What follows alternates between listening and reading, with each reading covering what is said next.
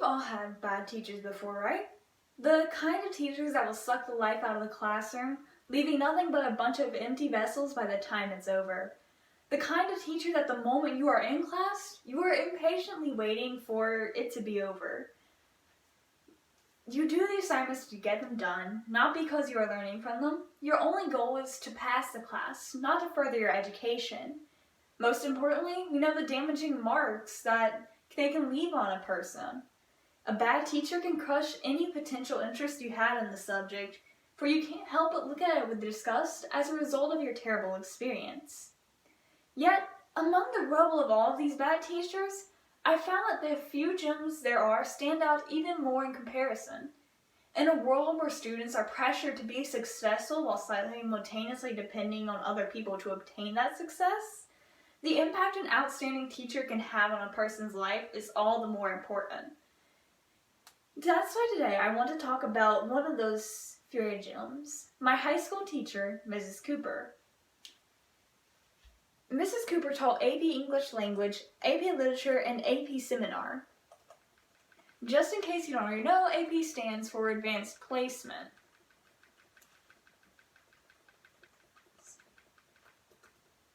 These 3 classes with her are what helped me to not only become the writer, but the person I am today. Thus, I'm going to go over why I looked up to her as one of the best teachers I've ever had. She helped me learn how to push through my struggles, she was caring to all of her students without bias, and she taught the value of research in all of her classes. The first reason I consider her to be remarkable is Mrs. Cooper taught perseverance through her difficult classes. She was well known for giving out a difficult and tough workload. In fact, her class was often hated by many because of it. Yet, I've always found that the work was actually associated with what we were learning in class. The work was not given to just be put in the grade book. The work wasn't there to make herself look good. Some teachers will give easier work so that more students will have better grades and thus improve their image. This was not the case with Mrs. Cooper. Her workload pushed me to work for my goals. Don't get me wrong, I hated the loads of essays we were given, but I had to do them anyways.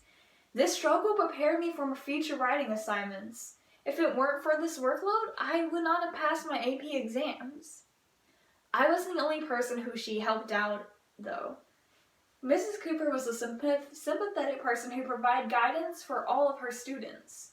When certain students were falling behind, she would personally help them out. If the class were confused as a whole, she would go over the assignment with us. When we were assigned to read the book As I Lay Dying, which was a complex book with language that was often hard to understand, each week she dedicated class to going over the pages individually with us. If there was a certain occasion in which someone had absolutely no time to complete an assignment, she would give them permission to turn it in a bit later than they normally told her. She would also often use personal stories to relate to the issues that students faced.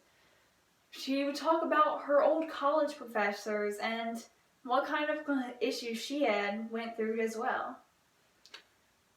Most of all, though, Mrs. Cooper also helped me to understand the importance of research and developing arguments and ideas. Research is not only a necessary part of all careers, but should be an essential part of life.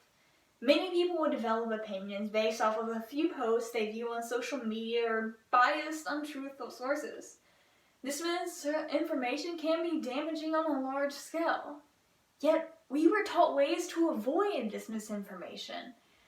I still use these techniques that she taught me every day when I decide to do research, whether it be for school or for my own personal benefit.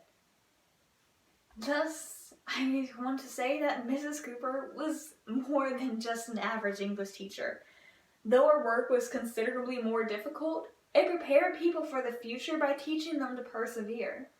When students were unable to comprehend and or handle their work, she would lend a sympathetic ear and provide them with support. Last but certainly not least, she helped me and so many others to understand the importance research holds in developing one's opinions.